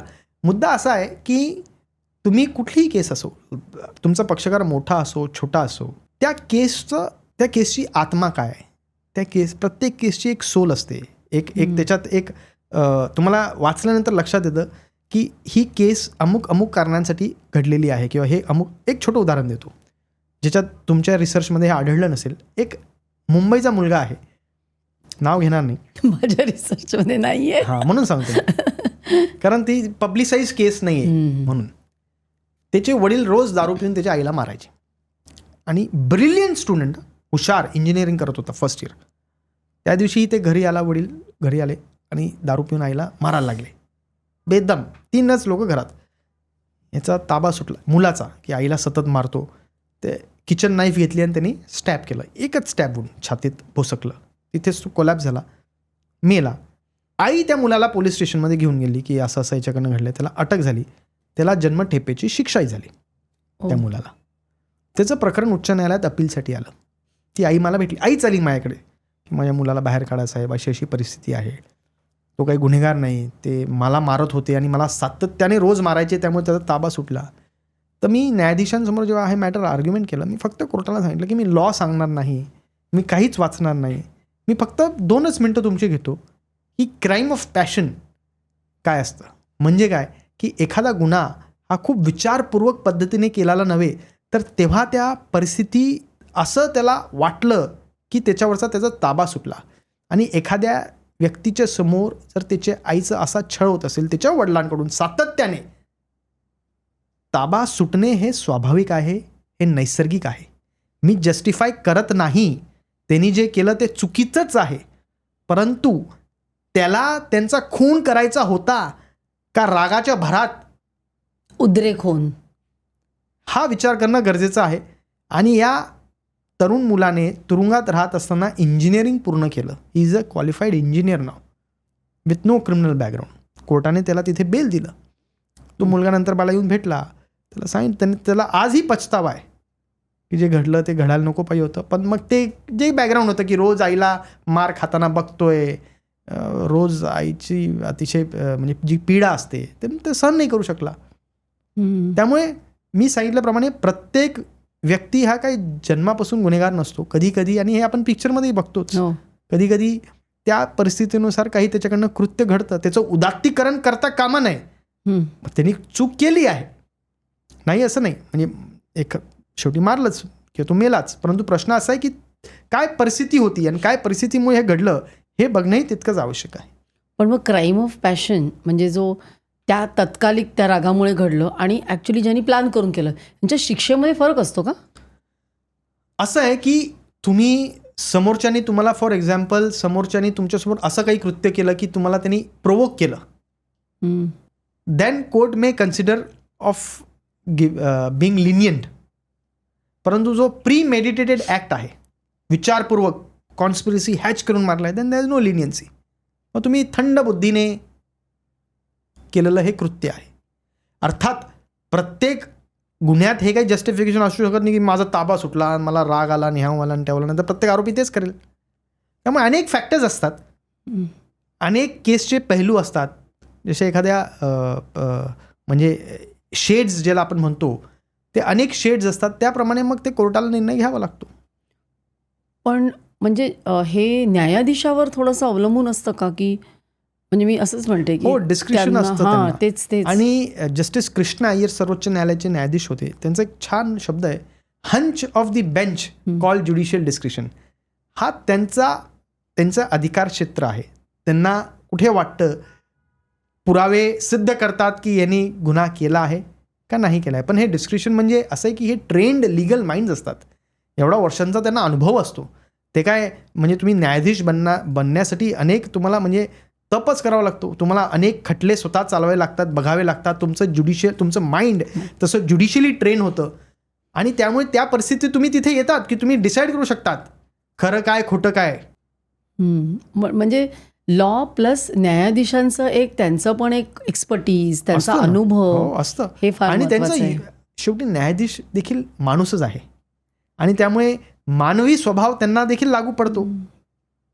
जसं अमेरिकेत ज्युरी सिस्टीम आहे. हां, आपल्याकडे तसं का नाही आहे? ह्याला खूप कारणं आहेत. पहिली गोष्ट म्हणजे आपल्याकडे ज्युरी वेगवेगळ्या धर्माची येतील. आपल्याकडे धर्मांचा खूप विषय आहे. बरं, एकच धर्माचे असतील तर जाती खूप असतात. आरोपी कुठल्या जातीचा आहे, धर्माचा आहे, हे बायस प्रश्न होईल. प्रचंड विषय आहेत. आणि तिथे ज्युरी सेक्ल्यूड केले जातात अमेरिकेत. इथे शक्य नाही. इथे ॲक्सेस तुम्हाला मिळू शकतो. अनेक गोष्टी इथे साक्षीदार फोडले जातात आपल्या देशात. मला आता ते आपण ते सिरियल बघतो ना, म्हणजे माझं सगळं मत त्याच्यावरनं तयार होतं.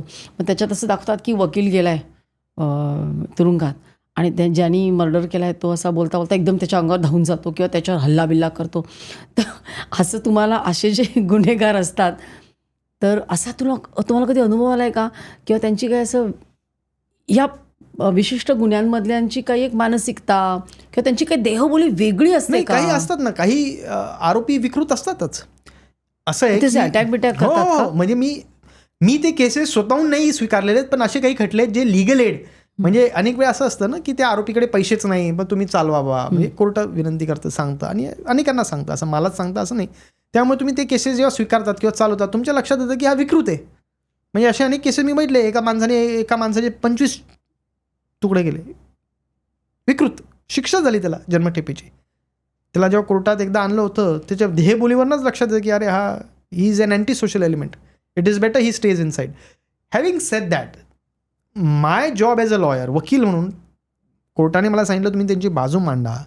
प्रत्येक वकिलाला, प्रत्येक आरोपीला वकील मिळण्याचा अधिकार आहे, त्याला त्याची बाजू मांडण्याचा अधिकार संविधानिक आहे. त्यामुळे त्या ठिकाणी बाजू मांडली जाते. परंतु शेवटी माणसांमध्ये विकृती असतेच ना, म्हणजे नाही असं नाही, काही विकृत असतातच आणि ते विकृत लोक तुरुंगातच राहायला पाहिजे, तेही तितकंच खरं. आता परत बाबांवर त्यांनी 37 जणांना फाशीवर चढवले. 600 हे एकदम असे रिपोर्ट्स आहेत, 628 आरोपींना जन्मठेपेची शिक्षा दिलेली आहे आणि तुम्ही त्यांना बाहेर काढता. नाही, त्या आरोपींना नाही बाहेर काढला. नाही, त्यांना नाही. त्यांना नाही. तर हा जो नंबर गेम आहे तर तो डिनर टेबलवर डिस्कस होतो का? आम्ही लॉची चर्चा खूप करत नाही. काहीतरी डिस्कशन नाही, पण सांगतो ना मी एकदम प्रामाणिक, 100% मी सांगेन ना. परंतु अनेक वेळा अनेक legal issues, complicated legal issues जेव्हा असतात तेव्हा आम्ही निश्चित चर्चा करतो. म्हणजे ते मला सांगतात, मी त्यांना विचारतो. अनेक वेळा घडतं आणि अनेक केसेसमध्ये असं होतं, म्हणजे अनेक वेळा असं होतं की डिनर टेबलवर माझी बायको असते, पूजा जिचं नाव आहे, माझी आई असते आणि आईबद्दल विचारणार आहे. आणि मग त्यांना प्रश्न पडलेला असतो की काय चर्चा चालली आहे. आता आम्ही सगळे डिटेल्स त्यांना देत नाही, कारण काय असतं नाही, घाबरण्यापेक्षा तुम्ही ही केस कसं काय घेतली किंवा तुम्ही अशा लोकांचे वकीलपत्र कशाला स्वीकारतायत, का बरं चालवतायत, असे अनेक प्रश्न साहजिकपणे स्वाभाविकपणे त्यांना पडतात. परंतु जेव्हा घरी कोर्ट भरतं, म्हणजे एखादं आमचं डिसिजन होत नाही किंवा थोडंसं इनडिसिसिव्हनेस असतं, तेव्हा मग मी आईला न्यायाधीशाच्या भूमिकेत बसवतो. अरे वा. आणि मग निर्णय माझ्याच बाजूनी लागतो. अच्छा, म्हणजे आई शेवटी मुलावर जास्त आहे. मग जेव्हा घराबाहेर पडता, म्हणजे असं म्हणतो ना आपण की घराबाहेर जाताना की जितके आव, हॅव अ नाईस डे, तर आई बाबांना आणि तुम्हाला वेगवेगळं काय म्हणते, दोन्ही वेगवेगळ्या समोरासमोर. असं आहे की ते तर खूप फिल्मी होईल. असं कोणी आम्हाला काही असे बेस्ट विशेष देत नाही वगैरे काय, तसं काही नाही. आम्ही एकदम नॉर्मल फॅमिलीसारखं असतं. अनेक केसेस जे मी चालवतो ते आईलाही माहीत नसतं, माझ्या वडिलांना मात्र सर्व माहीत असतं. मी सगळ्या गोष्टी माझ्या वडिलांना सांगतो, सगळ्या. म्हणजे माझ्या बायकोला सांगत नाही, पण माझ्या वडिलांना सांगतो, म्हणजे इथंभूत. आणि ते तसंच त्यांचंही आहे. म्हणजे माझ्या आईला ते सगळ्या सांगणार नाही गोष्टी, पण मला सांगतात. असं आमची चर्चा होत असते. फोनवर जास्त चर्चा होते, आमची थेट भेटणं कमी होतं. परंतु प्रत्येक केसमध्ये काही जर टेक्निकल इश्यू असला किंवा काही इश्यू असला तर निश्चित आम्ही चर्चा करतो आणि एकमेकांशी सल्लामसलत करतो. आणि मला असं वाटतं की त्यांचा अनुभव आणि माझी एनर्जी असं आम्ही ते सिनर्जीज मॅच करतो. आणि आता तुम्ही आता मगाशी आपण सुरू होण्यापूर्वी बोललो की जळगावमध्ये जन्म झाला, मग 12वीपर्यंत जळगाव आणि मग नंतर मध्ये मुंबईला येऊन मग नंतर न्यूयॉर्कमध्ये मास्टर्स केलं आणि तेव्हा ओबामा कॅम्पेन केली. ते कसं काय केलं? मी जेव्हा 2008ला तिथे होतो तेव्हा बराक ओबामांचं प्रेसिडेन्शियल इलेक्शन होतं आणि डेरिक बेल नावाचे मला प्रोफेसर होते जे मला कॉन्स्टिट्यूशनल लॉ शिकवत होते. आणि डेरिक बेल हे ओबामांना देखील हार्वर्डमध्ये शिकवायचे जेव्हा ओबामा हार्वर्डमध्ये होते. आणि ओबामांचं डेरिक बेलवरती अत्यंत विश्वास, गाढा विश्वास. तर डेरिक बेलनी आमच्या क्लासमध्ये सांगितलं वर्गात की ओबामांनी सांगितलेलं आहे म्हणजे की तुम्ही काही निवडक विद्यार्थी घ्या आणि माझ्या प्रचारासाठी त्यांना लावा किंवा प्रचार करायला लावा. तर कोण कोण इंटरेस्टेड आहे. आता असं आहे की आपण भारतीय आहोत आणि भारतीय लोकांचा स्वभावच असतो शेजारच्या घरात काय चाललंय जाणून घ्यायला त्यांना रुची असते. त्यामुळे तो आपला स्वभावच असतो. म्हणून मी हात वरती करायला सांगितलं मला तर खूप आवडेल, मला जाणून घ्यायचं होतं यांची सिस्टीम वर्क कशी करते, यांची कॅम्पेनिंग कशी वर्क करते, मला खूप रुची होती. मग त्यांनी मला बोलवलं आणि सांगितलं की तू बाबा भारतातला, हे इलेक्शन अमेरिकेतलं, तू अमेरिकेतल्या लोकांना काय सांगशील. मी सांगितलं असं नाही, न्यू जर्सीमध्ये प्रचंड मोठ्या प्रमाणात इंडियन लोक राहतात, न्यूयॉर्कमध्ये देखील प्रचंड प्रमाणात इंडियन लोक राहतात जे तुमचे वोटर्स आहेत. मी त्यांच्याकडे जाईल आणि मी काही जी मांडणी तुम्ही सांगाल त्या पद्धतीने करेल. त्यांना माझं उत्तर आवडलं, त्यांनी मला तिथे निवडलं, म्हणजे सिलेक्ट केलं. मग 30 मुलांची ती होती, टीम होती. तर आम्ही न्यू जर्सी, न्यूयॉर्क, जिथे जिथे इंडियन पट्टे होते तिथे मी जायचो. काही अमेरिकन घरी जायचो. तर अमेरिकन लोकांना अतिशय कुतूहल वाटायचं की हा इंडियन मुलगा तसं ओबामाच्या प्रचारासाठी आला. तर माझ्यामुळे निवडून आले असं मी म्हणणार नाही किंवा मी काही खूप त्याच्यात केलं असंही मी काही म्हणणार नाही.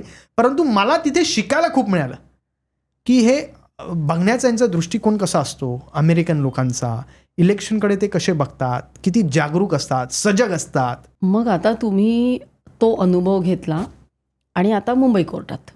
तर आता भाजपमध्ये प्रवक्ते आहात, तर कुठेतरी ही शिफ्ट आधीच सुरू झाली का पॉलिटिकल, म्हणजे राजकीय याच्यात भूमिकेत कधीतरी शिरायचं आहे आपल्याला, हे सगळं शिक्षण की आपोआपच घडत गेलं की एक त्याच्यामागे एक विचारधारा होती? मला असं वाटतं की राजकारण हे शब्द म्हणजे पॉलिटिक्स लोक कधी कधी वेगळा त्याचा चुकीचा इंटरप्रेट करतात. तुम्हाला जर लोकांच्या आयुष्यात चांगला बदल घडवायचा असेल तर निश्चित तुम्ही NGO काढू शकता, तुम्ही अनेक माध्यमं आहेत ज्याच्यातून करू शकतात. परंतु पॉलिटिक्स हा असा एक प्लॅटफॉर्म आहे जिथे तुम्ही जास्तीत जास्त लोकांचं भलं करू शकतात. आणि मला नेहमीच वाटायचं, माझे आजोबा आमदार होते त्याकाळी 62 साली जळगावला. मला नेहमीच वाटायचं की, आणि मी नेहमी म्हणतोय की प्रत्येक आपला देशातला व्यक्ती मोठ्या कमी प्रमाणात राजकारणीच असतो. म्हणजे आणि राजकारण सगळीकडेच आहे ना, ऑफिस पॉलिटिक्स आहे. म्हणजे प्रत्येक जो प्रायव्हेट कंपनीत काम करतो तिथे ऑफिस पॉलिटिक्स सगळीकडे, पॉलिटिक्सच्या व्यतिरिक्त पॉलिटिक्स खूप ठिकाणी आहे. त्यामुळे आपल्या इंडियन सिटीजनला किंवा आपल्या एका भारतीयाला राजकारण शिकवण्याची गरज नसते, तो शिकूनच येत असतो. परंतु मला नेहमीच वाटायचं की it is a very big platform to do good. चांगलं काम करण्यासाठी एक मोठं प्लॅटफॉर्म आहे. आणि त्यामुळे वडिलांची जेव्हा लोकसभा जाहीर झाली 2024ला, मी त्यांच्या प्रचारात 25 दिवस मी कोर्टातनं सुट्टी घेतली. रीतसर मी कोर्टाला सांगितलं की मला येता येणार नाही, मला साहेबांच्या म्हणजे वडिलांच्या प्रचाराला जावं लागेल. मला तिथे अकोमोडेट त्यांनी केलं. मी प्रचारासाठी खूप फिरलो आणि मला जाणवलं की हे खूप गरजेचं आहे की तुम्ही जर चांगले लोक तिथे बसवले, लॉ मेकर्स, खूप मोठा फरक आपल्या देशात आणू शकतो, घडवू शकतो. आपण बघतोय 2014 नंतर आपल्या देशात किती मोठ्या प्रमाणात बदल घडलेला आहे. 370 सारखं कलम जे आपल्या देशाला दोन म्हणजे it had divided our country in 2 parts. एक जम्मू काश्मीर वेगळं, ज्यांचं लॉ वेगळा, जिथले कायदे वेगळे आणि आपला इतर उर्वरित देश वेगळा. आज ते 370 करून आज खऱ्या अर्थाने आपला देश एक झालेला आहे. आणि हे निर्णय आपल्या स्वातंत्र्य देश 47मध्ये झाल्यानंतर अद्यापर्यंत झाला नव्हतं, एवढे वर्ष लागले. तर असे अनेक निर्णय आहे, युनिफॉर्म सिव्हिल कोड जे व्हायलाच पाहिजे. असे अनेक निर्णय आहेत जे लाखो लोकांच्या आयुष्यात, करोडो लोकांच्या आयुष्यात आमूलाग्र बदल घडवू शकतात. आणि त्यासाठी चांगले लॉ मेकर्स संसदेत, विधान भवनात पाठवण्याची आवश्यकता आहे. आणि राजकारण ते माध्यम आहे. या विचाराने मी या क्षेत्रात शिरलो. आता त्याच्यावरनं आठवलं की महाराष्ट्रामध्ये जो धर्मांतर कायदा येतोय त्याच्याबद्दल तुमचं काय मत आहे? खूप आवश्यक आहे. मालेगावमध्ये PFI नावाची एक संघटनाचं ऑफिसचं उद्घाटन झालेलं. Front of popular front of India, something like that. आणि तिथे पोलिसांनी धाड टाकली आणि त्यांना एक विजन 2047 उर्दूमध्ये लिखित एक डॉक्युमेंट मिळालं. भयानक आहे बरं आहे. आणि हायकोर्टाची एक जजमेंटही आहे त्याच्यावरती. त्या विजन डॉक्युमेंटमध्ये असं म्हटलं आहे की या देशाला 2047 पर्यंत इस्लामिक स्टेटमध्ये कसं कन्वर्ट करायचं ओ. याचा सर्व लेखाजोखा आहे. त्यात लव जिहाद, वोट जिहाद, कन्व्हर्जन जिहाद, लँड जिहाद. याचा अर्थ असा की अनेक वेळा तुम्ही एक विशिष्ट धर्माचे लोक हिंदू मुलींना अल्पवयीन असतात, समजत नाही बरं काय, चांगलं काय, वाईट काय, त्यांना प्रेमाच्या जाळ्यात अडकवायचं, लग्न करायचं, भूलथापा द्यायच्या आणि नंतर धर्मांतर करायला लावायचं आणि एक फॅमिली ट्री तयार करायची. त्या मुलीच्या माध्यमातून 4 त्यांना मुलं भविष्यात होतील, ते त्यांचा धर्म स्वीकारतील आणि तशी पॉप्युलेशन वाढवायची. पॉप्युलेशन वाढली की तुमचं डेमोग्राफीवर कंट्रोल निर्माण होतो जागेवरती. तो कंट्रोल निर्माण झाला की तुम्ही वोटिंग कंट्रोल करायला लागतात, कारण तुम्ही मग ठरवतात की तुमचा नगरसेवक कोण असेल, कारण तुमच्याकडे तेवढे वोट्स आहेत. आता हे जे कन्व्हर्जन बिल, धर्म स्वातंत्र्य बिल महाराष्ट्र सरकारने पारित केलेलं आहे, इतर 12 राज्यांमध्ये आपल्या देशात आहे. ही काळाची गरज होती, कारण महाराष्ट्रात, मुंबईत, पुण्यात, जळगावमध्ये देखील इतर अनेक ठिकाणी असे अवैध बळजबरीने धर्मांतर होत आहेत. आणि हा कायदा काय म्हणतो? हा कायदा धर्म न्यूट्रल आहे. हा कायदा असं म्हणत नाही की अमुक अमुक धर्माच्या लोकांनी जर अमुक अमुक धर्माच्या लोकांना धर्मांतरित केलं तर त्यांच्याविरुद्ध गुन्हा होईल. हा कायदा असं म्हणतो कोणीही कुठल्याही धर्मातला जर असेल, जर तो प्रलोभनं देऊन किंवा खोटी आश्वासनं देऊन बळजबरीने बेकायदेशीरपणा अवैधरित्या धर्मांतर करायला लावत असेल तर तो गुन्हा आहे. आणि ह्याच्यात हे देखील म्हटलंय की असं जर धर्मांतर होत असेल तर त्याला 7 वर्षापर्यंतची शिक्षा लागेल. त्या संपूर्ण जी त्याची इकोसिस्टीम आहे त्यांना दोषी ठरवलं जाईल. आणि त्यातून जर काही बाळ जन्माला आलं असेल तर त्या बाळाचा धर्म, तो आईचा जो पूर्वाश्रमीचा धर्म जो होता तो राहील. आणि हा कायदा पास झालाय, आता इंट्रोड्यूस झालाय, पास होईल. तो काळाची गरज आहे 100%. एक लक्षात घ्या, वेस्ट बेंगॉलमध्ये, पश्चिम बंगालमध्ये काय झालं परवा, माळदा नावाचा तिथला एक जिल्हा आहे. तिथे जे अधिकारी गेले होते, SIRची ॲक्टिव्हिटी, वोट काउंटिंग, आपलं हे जी ॲक्टिव्हिटी जनगणनाची चाललेली आहे, ज्यांचे नावं त्या वोटिंग लिस्टमध्ये नाही आहेत, ती ॲक्टिव्हिटी करण्यासाठी सर्वोच्च न्यायालयाच्या निर्देशाप्रमाणे ते 9 अधिकारी तिथे गेले. त्यांना ओलीस धरलं 9 तास. शेवटी सेंट्रल फोर्सेसला यावं लागलं त्यांना सोडवण्यासाठी. आणि हा माळदा जिल्हा कुठला आहे माहिती आहे? हा बॉर्डरिंग जिल्हा आहे, एंट्री गेट आहे बांगलादेश टू वेस्ट बेंगॉल. आणि ही ॲक्टिव्हिटी का गरजेची आहे? जर ही ॲक्टिव्हिटी केली नाही तर एवढे बोगस मतदार आहेत आपल्याकडे. मुंबईत स्वतः कुर्ला, बँड्रा ईस्ट, चांदिवली इथे एवढे बोगस मतदार आहेत. आणि मी काही प्रकरणं असे बघितले आहेत मंजिरीजी की आपले हिंदू लोक 250 रुपये घेऊन त्याला आधार कार्ड मिळवून देतात आणि सांगतात की तू अजून 15-20 लोक घेऊन तुला डिस्काउंट ऑफर देतो. त्याला माहीत नसतं की तो काय घोर पाप करतोय. हे बांगलादेशी रोहिंगा आपल्याकडे येतात, त्यांची मतपेटी तयार होते, तिथले स्थानिक नगरसेवक जे कोणी असतील त्यांना ते कॅप्चर करतात आणि मग तिथे ते त्यांचं वास्तव्य वाढवावे लागतात. मग हे कोण असं स्विगीमध्ये काम करतात, वॉचमॅन म्हणून काम करतात, बिल्डरकडे काम करतात, आपल्याला लक्षात येत नाही. हल्ली वाढलंय आणि भयंकर आहे, डीपली एंट्रेंच्ड आहेत हे. आणि ते ठरवतात आपल्या देशातमध्ये लॉ मेकर्स कोण होतील. किती घातक आहे. म्हणजे उद्या बांगलादेशमध्ये बसलेला एखादा व्यक्ती ठरवेल की आपल्या महाराष्ट्रात काय कायदा पारित झाला पाहिजे. एवढी जर संख्या त्यांची वाढली तर तेवढ्या ताकदीपर्यंत ते पोहोचू शकतात. त्यामुळे SIR सारखी ॲक्टिव्हिटी ही प्रचंड आवश्यक आहे. बोगस दुबार मतदार हे निघालेच पाहिजे, कारण जे आपले देशाचे खरे नागरिक आहेत त्यांनीच या देशाचं भवितव्य ठरवावं. त्यांनीच ठरवावं कोण मतदार असतील आणि कोण निवडून तिथे बसलं पाहिजे. इतर देशाचे नागरिक जे आपल्याकडे बेकायदेशीररित्या राहत आहेत त्यांना अधिकार नाही. आणि पश्चिम बंगालमध्ये ममता बॅनर्जी काय एवढ्या हे होत आहेत, अस्वस्थ होत आहेत, बेचैन होत आहेत, कारण त्यांना कळते 75 ते 60 ते 75 लाख बोगस मतदार तिथे निघालेत. आणि हे सर्व बांगलादेशी आहेत, दुबार आहेत, इथले स्थानिक आपले रहिवासी नाही आहेत, देशातले सिटीजन नाही आहेत, आणि ते मतदान करतायत आणि त्यांना निवडून देत आहेत. आणि सुप्रीम कोर्टाने खूप महत्त्वाचं निरीक्षण नोंदवलं की संपूर्ण देशभरात कुठल्याही राज्यात अशी परिस्थिती नाही जी पश्चिम बंगालमध्ये आहे, कारण तिथे त्यांच्या वोट बँकला हात लागलेला आहे. पण मग म्हणजे आधीच्या सरकारने दुर्लक्ष केलं. असं आहे की मी थेट बोलेल, आपल्या संविधानाच्या प्रिएम्बलमध्ये जेव्हा प्रस्तावना जी म्हणतो प्रिएम्बल, त्याच्यात सेक्युलर हा शब्द नव्हता. धर्मनिरपेक्षता हा शब्द आपल्या संविधानात डॉक्टर बाबासाहेब आंबेडकरांनी जेव्हा संविधान लिहिलं तेव्हा त्यात हा शब्दाचा उल्लेख नव्हता. 1976 जेव्हा कॉन्स्टिट्युशनल अमेंडमेंट, घटनात्मक दुरुस्ती 42वी इंदिरा गांधींनी आणली, आणीबाणी लादल्यानंतर, तेव्हा हा सेक्युलर शब्द आणला, कारण त्यांना पॉलिटिकल एजेंडा त्यांचा काँग्रेसचा त्या ठिकाणी फिट करायचा होता.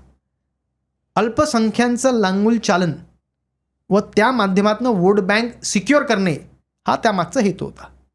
अगोदरच्या सरकारने SIR पहिल्यांदा आपल्या देशात होते असं नव्हे, अनेक वेळा SIR झालेलं आहे. It is just a revision activity, पुन्हा निरीक्षण मतदार यादींचं अगोदरही घडलं आहे.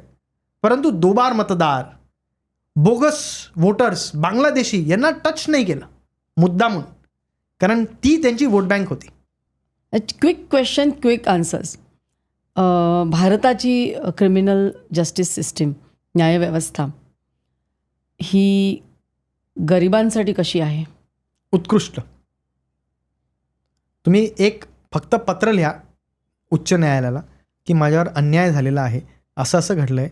उच्च न्यायालय सुओ मोटो, सर्वोच्च न्यायालय कॉग्निझन्स घेत असतं, घेऊ शकतं, घेती आहे. आपली न्यायालयीन व्यवस्था अतिशय भक्कम आहे आणि गोर गरिबांसाठी आहे. हे जे म्हटलं जातं शहाण्या माणसाने वकिलाची पायरी चढू नये, हे सर्व फक्त पुस्तकांसाठी आहे. तुम्ही जर न्यायालयात गेलात आणि जर तुमच्याकडे वकिलाला पैसे देण्यासाठी फी नसेल, तर न्यायालय स्वतः सांगतं आम्ही तुम्हाला चांगला लिगल एडचं वकील देतो, आणि तो वकील खऱ्या अर्थाने पूर्ण ताकद लावून त्याच्या क्षमतेने युक्तिवाद देखील करताना मी बघितलेलं आहे. त्यामुळे we have the best legal system in the world. की तुम्ही नेहमी म्हणजे दोषी लोकांचंच घेता, मग तुमच्यावर काय असा मॉरल प्रेशर किंवा रात्री शांत झोप लागते का, असा प्रश्न आहे? नाही, मी फिर्यादींचीही बाजू मांडतो. मी सरकारची बाजू मांडत नाही, कारण मी सरकारी वकील नाही. परंतु एखाद्या फौजदारी खटल्यात म्हणजे क्रिमिनल ट्रायल, क्रिमिनल केसमध्ये कंप्लेनंट देखील युक्तिवाद करू शकतो, आणि कंप्लेनंटला अधिकार आहे, फिर्यादी ज्याला म्हणतो. आणि मी अनेक हजारो प्रकरणं फिर्यादींच्या वतीने चालवले आहेत. त्यामुळे असं बिलकुल नाही की मी फक्त जे निर्ढावलेले आहेत त्यांचीच बाजू मांडतो, असं बिलकुल नाही आहे. मी फिर्यादीचीही बाजू मांडतो, ज्यांच्यावर खोटे आरोप केले जातात त्यांचीही बाजू मांडतो, आणि मला झोपही छान लागते, कारण मी कुठल्याही गोष्टीचा तणाव घेत नाही, प्रेशर घेत नाही. मी अतिशय प्रामाणिकतेने सत्सद विवेक बुद्धीला पटणाऱ्याच गोष्टी करत असतो. वडिलांच्या मते जस्टिस म्हणजे न्याय म्हणजे दोषींना शिक्षा, तर तुमच्या मते न्याय म्हणजे काय? निर्दोषांना अन्याय होता कामा नये. अरे वा, hats off to your answers. असं कधी झालं का की एखादा आला आणि त्याला तुम्हाला निरपराध वाटला, पण सिस्टीमनी त्याला दोषी ठरवलं, आणि तेव्हा काय वाटलं? वाईट वाटलं.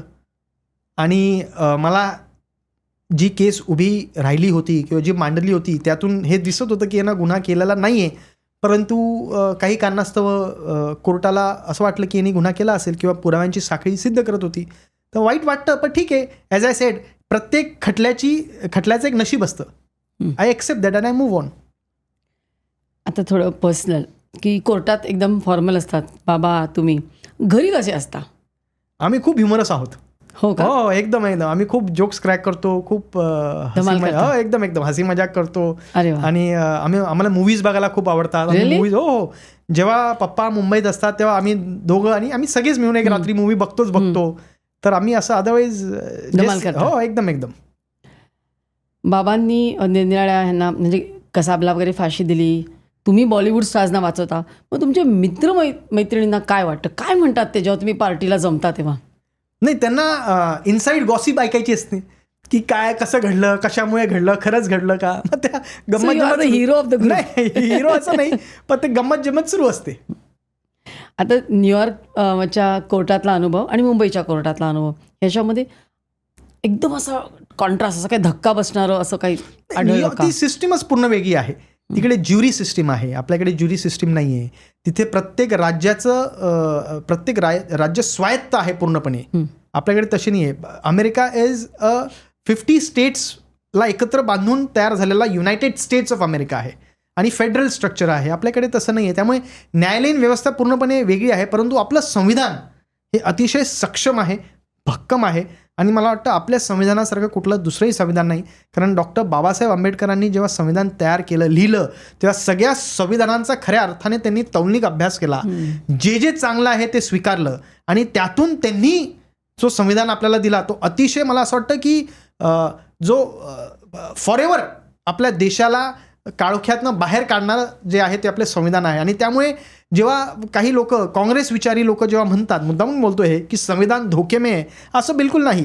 संविधान कधीच धोक्यात येऊ शकत नाही आणि कोणीही संविधानाला धोक्यात आणू शकत नाही. संविधान सेल्फ स्टँडिंग आहे, त्याला कोणाचीही आवश्यकता नाही. आणि संविधानाप्रती प्रवक्ता म्हणून थोडंसं म्हणतो मी भारतीय जनता पार्टीचा, की संविधानाप्रती भारतीय जनता पार्टीला नितांत आदर आणि विश्वास आहे. अच्छा, हां, आता एखादी क्राईम किंवा लिगल अशी फिल्म किंवा सिरियल की जी खूप रिअलिस्टिक आहे आणि आवडते, आणि जी मी पूर्णपणे खरं चुकीची आहे. सांगू का, खरं म्हणजे लिगल मी कुठलं सिरियल किंवा क्राईम बघत नाही, कारण मी रोजच अच्छा. कोर्टात असतो, रोजच मी लाईव्ह गोष्टी बघतो.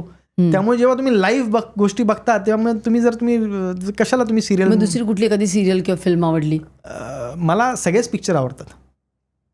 अच्छा, ते सांगायचं नाही काही.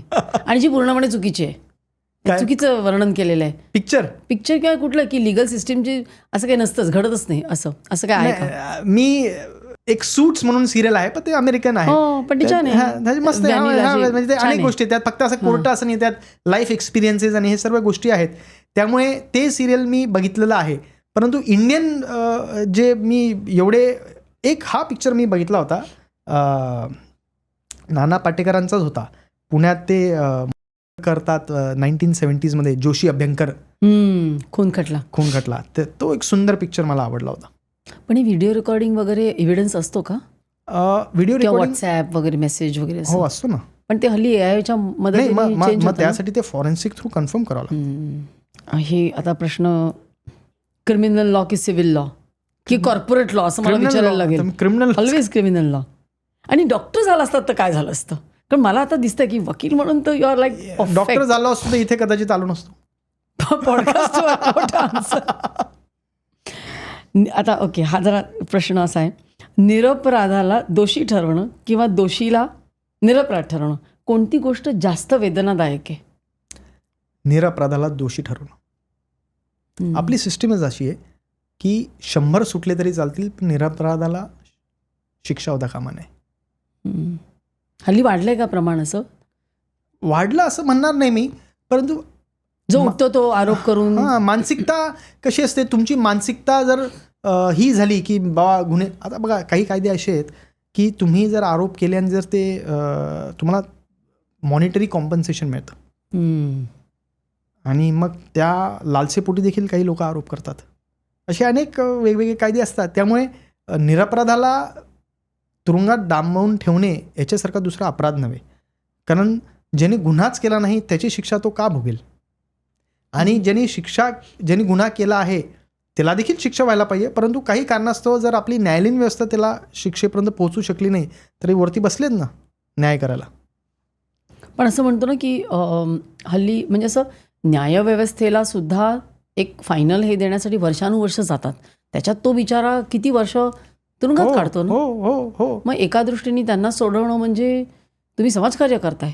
हो, निश्चित. म्हणजे मी तुम्हाला सांगितलं ना, त्या माणसाचा आरोप, मी तुम्हाला उदाहरण दिलं सुरुवातीलाच, की त्या व्यक्तीला 10 वर्ष तुरुंगात होता. तो कधी जामीन त्याला मिळाला नाही, त्याला फाशीची शिक्षा होती आणि त्यांनी गुन्हा केलाच नव्हता आणि कोर्टानेही ते मान्य केलं, त्याच्याविरुद्ध निकालपत्र त्याला ॲक्विट केलं, निर्दोष बरी केलं.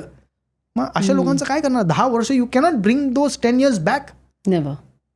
आणि तुमच्या मनावरती सतत बिंबवलं जातं ना अप्रत्यक्षपणे की तुम्ही आरोपी आहात, गुन्हेगार आहात.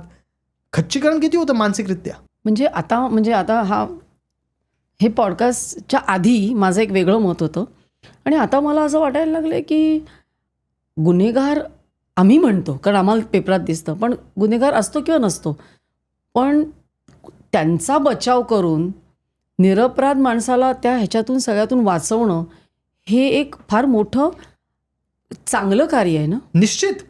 हे बघा, उद्या जर उदाहरणार्थ तुमच्यावर कोणी आरोप केला, खोटा आरोप केला, तुम्ही बचाव पक्षाच्या डिफेन्स लॉयरकडेच जाल आणि जर त्यांनी तुमची भूमिका व्यवस्थित मांडली नाही तर त्याचे कॉन्सिक्वेन्सेस सिव्हिअर होऊ शकतात. आणि तुम्हाला वाचवण्याचं कार्य हे मला असं वाटतं खूप आय विल नॉट यूज दैवी कार्य आहे, बट मी असं म्हणेल की हे खूप महत्त्वाचं आहे. एक्झॅक्टली. कारण तुम्ही एका निरपराधाला तुरुंगात जाण्यापासून वाचवतायत, आणि तुरुंग इज नॉट अ जोक. मनुष्य खरंच नाही. संपून जातो. खरे घाबरतात लोक. अरे बापरे, संपून जातो. म्हणजे एखादा मनुष्य म्हणेल की मला तात्काळ तुम्ही मारा, तुरुंगात नका पाठवू. खरंय, पण ते लोक घाबरतात. प्रचंड. माझं पूर्ण आता ना काय म्हणतात मतपालट झालेलं आहे तुमच्याबद्दल की तुम्ही खूप चांगलं कार्य करताय. थँक्यू. कशावरनं हा माणूस गुन्हेगार आहे? आणि बदनामी तर अशी पण झाली आहे. आणि काय असतं, आपण जजमेंटल आहोत. त्वरित जजमेंट देऊन टाकतो. अगदी. हा यानेच केला असेल, चेहरा बघून सांगतो अरे हा तसाच असेल. एखाद्या माणसाचं लुक बघून सांगू अरे हा तसं, त्या पार्श्वभूमीवर तसंच वाटतोय. पण तो माणूस खरा कसा म्हणजे आपण बघतो पिक्चरमध्ये एक धष्टपुष्ट माणूस आहे, असं 6 फूट बॉडी बिल्डर, आणि आवाज एकदम बारका हॅलो. आपण पण त्याची बॉडी बघून आपण अंदाज बांधतो हा भयानक असेल, पण आवाज असा एकदम चिरका किंवा स्वभावाने एकदम नम्र. त्यामुळे जजमेंटल लगेच होता कामा नये. न्यायालयात न्यायदेवता, न्यायाधीश साहेब यांच्याकडे लिगल ट्रेनिंग असते टू डिसाईड अ केस. हे काम त्यांचं आहे, त्यांच्यावरतीच आपण सोपवण्यात द्यावं. आपण निर्णय नाही घ्यावा. 4थी पिढी त्यांनी काय करावं? छोटा आहे मुलगा, पण तरी काय केलं पाहिजे? पण 3 पिढ्या बघितल्या आहेत त्यांनी आता, आणि वेगवेगळ्या साईड्स. मी त्यालाही तेच सांगेल की तुझ्या सत्सद विवेक बुद्धीला पटतं ते कर. सध्या तो म्हणतो की त्याला फुटबॉलर व्हायचंय. तो रोनाल्डोच्या खूप प्रेमात आहे. अरे वा. आणि त्यामुळे त्याला सध्या फुटबॉलमध्ये प्रचंड रुची आहे. छान. आता हे भरपूर प्रश्न, भरपूर उलट तपासणी. आज तुम्हाला काय म्हणतात ते विटनेस बॉक्स असं वाटलं नाही ना? अजिबात नाही. थँक्यू. पहिल्यांदा मराठी पॉडकास्ट होता का तुमचा? नाही, मी पॉडकास्ट केलेले आहेत अगोदर. मी अनेक वेगवेगळ्या विषयांवरती देखील बोललेलो आहे, परंतु अशा स्वरूपाचा पॉडकास्ट पहिल्यांदा झालेला आहे. अशा म्हणजे कशा? जिथे तुम्ही सगळेच मुद्द्यांना हात घातलेला आहे. सर्व काही आमचं नाव. हा, सर्व काही. बघा, तुमच्या नावेला साजेशही तुम्ही एकदम संपूर्ण मांडणी केली, प्रश्न विचारले, आणि मला असं वाटतं की हे खरोखर चांगलंही आहे. कारण तुम्ही जनतेपुढे प्रत्येक, मी थोडंसं तुमच्या पॉडकास्टचं आता वकील असल्या बरोबर, मी पूर्व तयारीने मी म्हणजे तुम्ही आमची बाजू घेणार मी तुमचं वकीलपत्र घेतलेलं नाही किंवा वकीलही करत नाही, परंतु मी तुमच्या पॉडकास्टची थोडीशी माहिती घेतली, स्वतः काही व्हिडिओज बघितले. म्हणजे तुम्ही रिसर्च केला? हा, थोडंसं बघितलं ना. स्वाभाविक आहे, मी जिथे जातो आहे ते लोक कोण आहेत, कसे आहेत, त्यांचं पॉडकास्ट काय हे बघणं तर गरजेचं होतंच. आणि वकील असल्या कारणाने रिसर्चर माझ्या मनात असतोच. म्हणजे आम्हीच नाही केला फक्त रिसर्च. बिलकुल. हमें तो क्या हमें, तुम्ही तुम तो क्या तुम. त्यामुळे तुम्ही प्रत्येक क्षेत्रातल्या जे चांगले काम करणारे लोक आहेत त्यांना बोलवतात, ते क्षेत्र काय आहे हे जाणून घेतात, लोकांपुढे ते मांडतात. मला वाटतं दिस इज ऑल्सो सोशल सर्व्हिस. कारण या माध्यमातून लोकांना देखील अनेक गोष्टी कळत असतात जे अदरवाईज त्यांना कळत नाही. बरोबर आहे. आणि आमच्या पॉडकास्टवर आलेले तुम्ही पहिले असे क्रिमिनल लॉयर, ग्लॅमरस, म्हणजे असं मला असं वाटतं की तुमच्यामध्ये आहे ते एक होणार. तुम्ही पुढे जाऊन एक मोठे राजकीय नेता होणार. आता अमेरिकेत वगैरे कसं असतं ना की जनरली मी बघितलं आहे, म्हणजे बिल क्लिंटन काय, हिलरी काय, किंवा की त्यांची पॉलिटिकल जी ॲस्पिरेशन्स असतात ती लॉपासून सुरू होतात. म्हणजे ते लॉ करून ते पुढे जातात. तुमचा जर्नी मला तसाच थोडासा दिसतोय. तुम्ही सुरुवात केलेलीच आहे, तर तुमच्या आणि एक सदिच्छेपोटी एक चांगलं काम करताय, आणि तुमचं जे इंटेन्शन आहे ते क्लिअर आहे. संविधान, देश, देशभक्ती ह्याच्यामधून ते सगळं उगम आहे त्याचा. तुमच्या पुढच्या कारकिर्दीला, म्हणजे न्यायालयीन, राजकीय कारकिर्दीला तुम्ही खूप जस्टिस द्याल, न्याय द्याल, म्हणून तुम्हाला खूप खूप शुभेच्छा. धन्यवाद मंजिरीजी. मी मनापासून सांगतो, मला खूप म्हणजे प्रचंड आनंद झाला टू बी हिअर. कारण मला पहिले प्रश्न होते की हे पॉडकास्टमध्ये काय असेल, कसं असेल, परंतु अतिशय साधेपणाने आणि तुमचे प्रश्न इज म्हणजे एकदम नॅचरल ज्या पद्धतीने तुमची मांडणी आहे मला खूप भावली. मी देखील तुम्हाला खूप खूप शुभेच्छा देतो, आणि भविष्यात निश्चित सर्व काही हे सगळ्या लोकांपर्यंत पोहोचेल असं तुम्हाला शुभेच्छा देतो. धन्यवाद. थँक्यू. तर प्रेक्षको, आजचा एपिसोड खूप इंटरेस्टिंग होता, एक्सायटिंग होता. मला स्वतःला खूप मजा आली, तुम्हालासुद्धा खूप आवडला असेलच. जास्तीत जास्त लोकांपर्यंत शेअर करा की आज आपल्या भारताची न्यायव्यवस्था काय आहे आणि त्याच्यामागे केवढी मोठी विचारधारा आहे आणि अजूनही असं आपण म्हणतो ना की कोर्टाची पायरी चढू नये, पण असं मला वाटत नाही आहे. असं वाटतंय की न्याय आहे लोकांना. तुम्हाला जर काही प्रश्न असतील अनिकेतजींना तर जरूर कॉमेंट्समध्ये लिहा आणि ते भरपूर प्रो बोनो कार्य करतातच. ते नक्कीच आपल्या मदतीला धावून जातील. जास्तीत जास्त लोकांना शेअर करा, लाईक करा आणि सर्व काहीला सबस्क्राईब करायला विसरू नका.